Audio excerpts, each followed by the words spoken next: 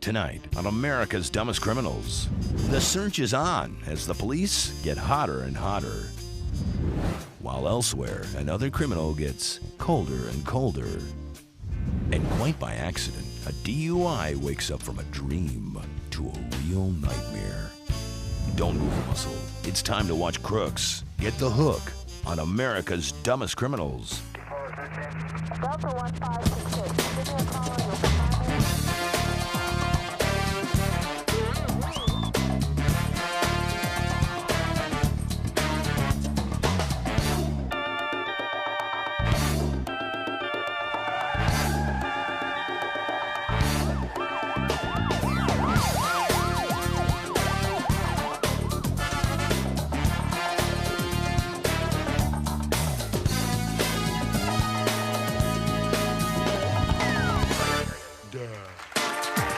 Now, welcome your hosts for America's Dumbest Criminals, Daniel Butler and Debbie Allen.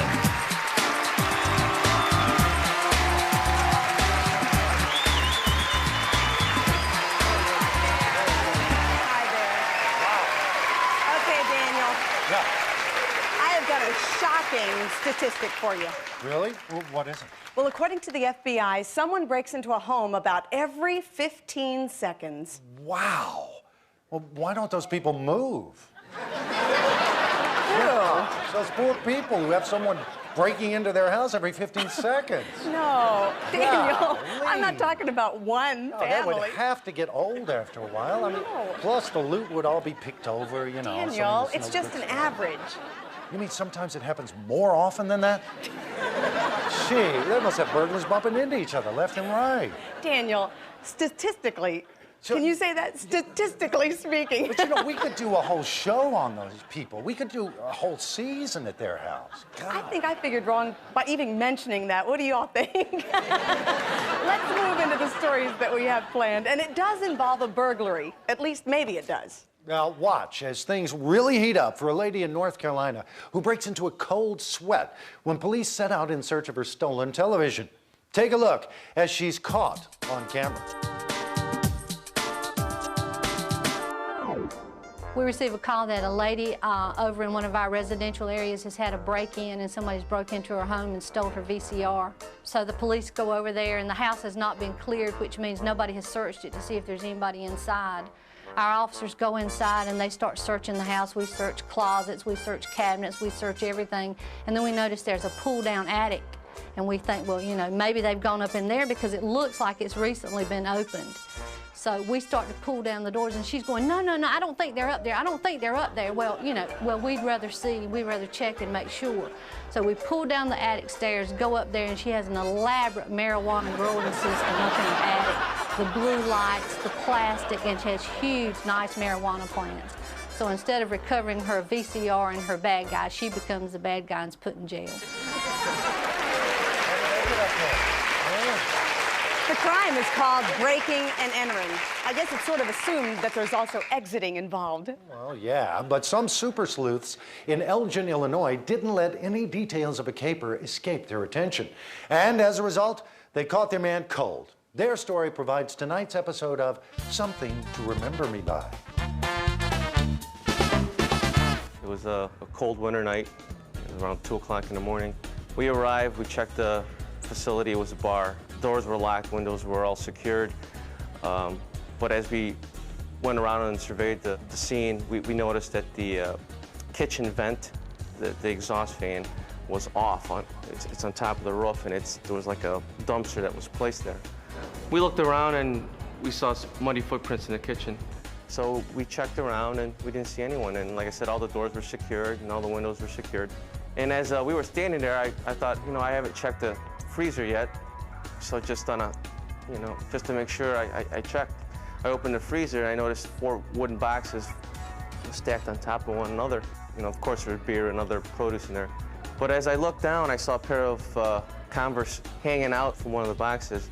And I yelled out, hey, I got someone. Well, the perpetrator stood up holding a tomato and a bottle of beer. Kind of scared me a little bit. And, you know, I drew down on him, and he's like, don't shoot, don't shoot. So, you know, we process him, we book him, but I go to find out that when we process him, he just got released from Kane County about 2 hours ago. for residential burglar. You know, he was released on bail and bond, and he hitched a ride to Elgin and went back into another business. You know, it's not uncommon for police to chase cars racing down the street. But in this case, it was a real race car. Oh, yeah. The driver thought he'd won the day, but the officers on the case weren't willing to forget about his checkered past. It's time for a little surveillance pit stop. One of my officers on patrol saw a white vehicle that looked real suspicious, was acting suspicious. The officer states on the film that he believed that the subject was casing houses for a burglary. When he initiated his traffic stop, the vehicle took off and initiated a high-speed chase. The thing that makes this unique is that the car was outfitted as a race car. It had the insides completely stripped. There was no seats other than the driver's seat in it. Officer was driving a Chevrolet Caprice that had a Corvette engine mounted in it, so this was a pretty good match. As the chase progresses, you'll notice that the car the officer is pursuing accelerates much faster than the police car, but in return the police car goes a little faster, and I'm sure that they reach speeds of 140 miles an hour. You can see the cars as they go around the corners, and it looks like dust in the film, but it's actually smoke from the tires as they're turning the corners and accelerating. And at least two parts during the chase, the cars come off the ground and hit with such force you can see the sparks fly up over the car. This officer chased this car for a good ways. The only way that we was able to make an arrest on this case was by getting a warrant for the arrest of the car. We had no idea who was driving. The officer saw his face, but he didn't know who it was. After we found the car, we called a tow truck, and the tow truck arrived and started hooking up the car, and the guy driving walked out and wanted to know what we were doing with his car. So at that time, the officer knew who it was, and an arrest was made.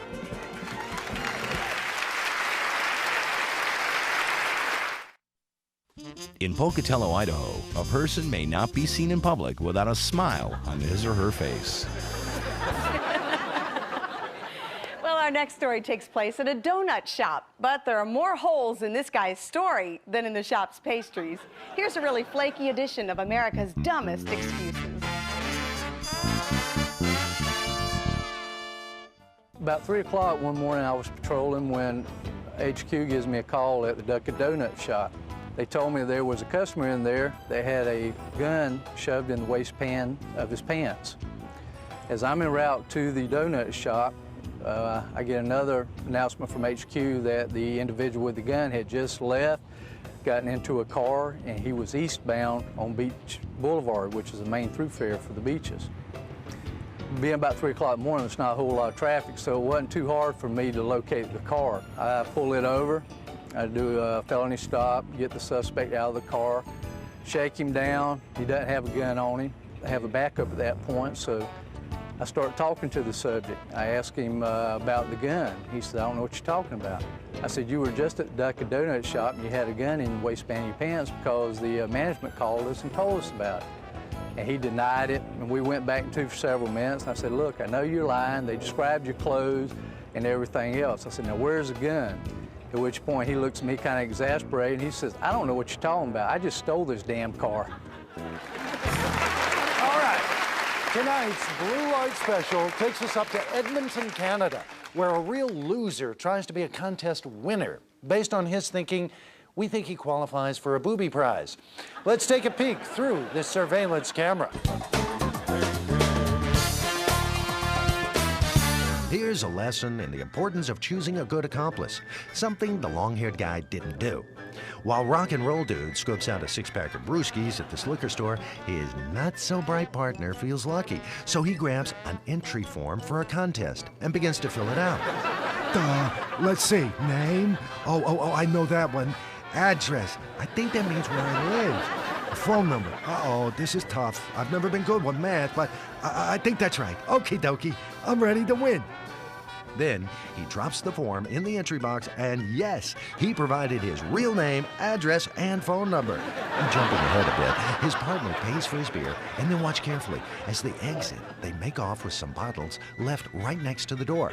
Fortunately for the police, the would-be contest winner gave a fine description of himself before he even committed the crime. And he did win, in a way. He got a fabulous, all-expenses-paid vacation courtesy of local authorities. You know, if you've got car trouble, the arrival of a patrol car is usually a welcome sight. But for the guys you're about to meet, their troubles were just beginning when an officer happened by. Take a look. We responded to a call of a vehicle being stolen. The owner of the vehicle heard a noise outside, and he went to look, and he saw two subjects pushing the car out of the driveway. We were about 2.5 blocks from the house when we noticed the vehicle was still being pushed. We stopped the car, detained the two subjects, and asked them what they were doing. They said, well, they couldn't get their car started. We got to looking at the vehicle, and it was clear that they had tried to hotwire it. They'd broken the steering column open, the wires were pulled out, and in fact, we found pieces of the steering column and the lock mechanism in the pockets of one of the subjects. We spoke to them about the fact that we knew the car was stolen from just 2.5 blocks away. They admitted to the crime. And I couldn't help but ask, well, if you couldn't get the car started, where were you going to go with it? And they simply didn't know. They were just going to push it until they got wherever they were going, I guess.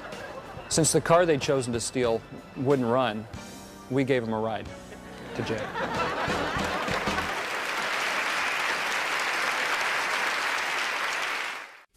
When traveling, the crew of ADC eats at Tony Roma's. Tony Roma's, over 200 locations worldwide. And now for a guy who couldn't globetrot without tripping, here's Daniel with ADC Headlines.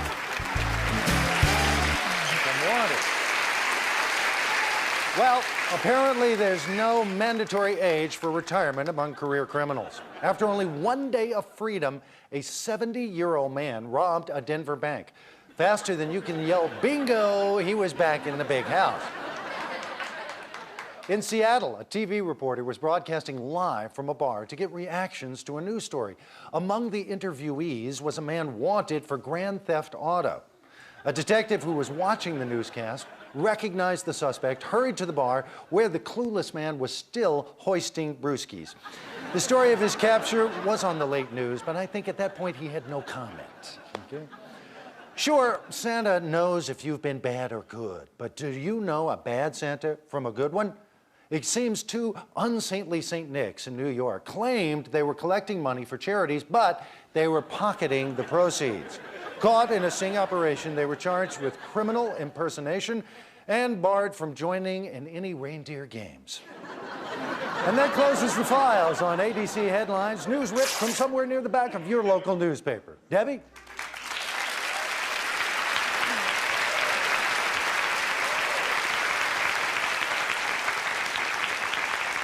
Now we have a variation on the helpful police officer story we told you about earlier. This one comes from Carlsbad, New Mexico, where a rattle under the hood tattles on the hood behind the wheel. It's tonight's special delivery. Working the night shift one night here in Carlsbad, a car pulled up behind me flashing its lights. Brights down, brights down. So I motioned him around because I don't like people stopping behind me. He gets in front of me, I stopped him, and he gets out and has a problem with his hood. Can't open his hood. And I said, well, you know, pretty rare because most people when they drive a vehicle, they know stuff about it. He said that he didn't know how to open the hood. Well, I just reached up and opened the hood latch and it popped right open. No problem with it. In talking with him, I said, how long have you had the problem? He said, well, not very long because I just borrowed the car. I asked him who he borrowed it from. He didn't know the guy's name. Asked him where he'd been. He said he'd been back east, real general. In talking with him, he didn't know where anything on the vehicle was. Just where to put the key and start it, basically. Got permission from him to check the vehicle. Ended up finding $20,000 cash under the back seat, and he seized the money and the vehicle. He was what we call a mule. A mule is somebody that will take narcotics or stolen property from one place to the other, either for money or for favors owed to somebody. People had trusted him with all that money, and he lost it for them and the vehicle. Well, he basically arrested himself. I just did the paperwork. You know, there's nothing quite like a harrowing experience to sober you up and get your adrenaline pumping, you know? And there's nothing quite like the harrowing experience that this drunken driver thought he was having. Take a look. It was about 3 o'clock in the morning. I was on routine patrol, and I was driving down Highway 190, and I noticed where a vehicle had run through the ditch. Upon closer examination, I saw the vehicle actually parked, lights running, engine still running. They had exhaust fumes coming out of the exhaust pipe. I figured I had a DUI when I saw it. So I came up to the driver's side window. He was in the front seat. He had the seat reclined all the way back. He still had a beer in his right hand, and he was just passed out. So I started tapping on his window, trying to get his attention. The guy just wouldn't wake up. He was comatose. And we started shining flashlights in his face. Still couldn't wake this guy up. We didn't know how to get him up. So we set the 2 flashlights on the hood, okay? He had all the doors locked, so we couldn't get him out of the car. So I went and got a door tool out of my trunk, and we were gonna pop the lock on the door so we could open it and get him out. Well, when I'm working on the door, another officer goes back and he gets on the back bumper and starts jumping up and down on the back bumper. This guy's shaking back and forth, and he finally wakes up. I mean, he turns white as a ghost, his eyes get this big around, and he grabs the steering wheel and stands on the brake with both feet, and he's jerking the wheel back and forth, screaming, no, no, and he still thinks he's driving. And he thinks these 2 flashlights on the hood are a vehicle that's coming he's about to have a head-on collision with. When we get his attention, and he looks at us, and he looks down at the ground to make sure he's not still driving, and then he gets this embarrassed grin on his face and gets out of his car, and we tell him, look, we got some good news and we got some bad news. The bad news is you're going to jail for DUI. The good news is you're going to live. Now, let's look back at one of ADC's greatest hits. Wouldn't it be nice if we had an ATM right in our own home? Well, these 3 cheese wizards gave it the old dumb criminal try. They immediately spray painted the glass over the camera lens before they got started. But they didn't notice that they had knocked that very glass off while trying to pry the machine from the wall. The camera was able to capture their bungled bank job, complete with flattering close-ups of their frustrated faces as they attempted, without success, to dislodge the concrete cash cow from its corner by attaching a chain to the bumper of their very photogenic automobile. And like the movie Face Off, the boys only managed to get away with the face of the helpless ATM. And in return, it kept their faces on tape for the police to view a few minutes later.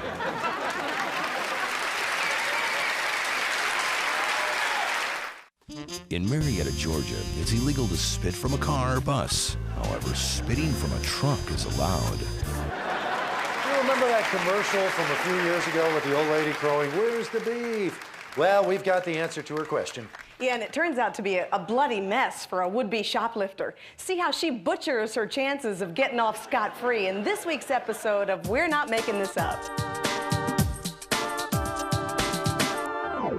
A lady goes into a local grocery store to, I guess, purchase some items. She goes into the store, into the meat section. It's a big roast. Puts the roast on top of her head, and she's wearing a hat, and the hat's covering the roast. So as she's walking up to the checkout counter, the roast meat juice starts to leak. It looks like she's bleeding profusely from the top of the head, and she's acting like nothing's happening. It's obviously the blood from the meat is pouring down her face. Well, the checkout girl behind the counter sees it. I'm fine. Are you sure? I'm fine. She thinks the lady's got a traumatic brain injury, like she fell in the store and got hurt. So what they do is they get on the phone, dial 911. Hi, we have a situation here. Paramedics show up. When the paramedics get there to help her, because she's acting like she's wounded, because she honestly still feels it, they think she's hurt and they don't know she's got the roast on top of her. So the paramedics get there, take the head off, and they see the roast, and the gig is up, and she gets arrested. Can you believe that? Well, I've got a roast in the oven, so I need to go. And that's exactly where the roast belongs. Well, it's just as well, too, because we're out of time. Yep, but between now and when we get together again next week, why don't you visit our website? The address is www.dumbcrimes.com. You can pass along a lead on a story and much more. We want to thank you for joining us and extend our gratitude to the law enforcement officers who make this show possible. Every day, they lay their lives on the line to keep us safe from the stupidity of would-be criminals. As always, we hope that we've all learned from others' mistakes. Yeah, but if you haven't, you just might end up next week on America's Dumbest Criminal.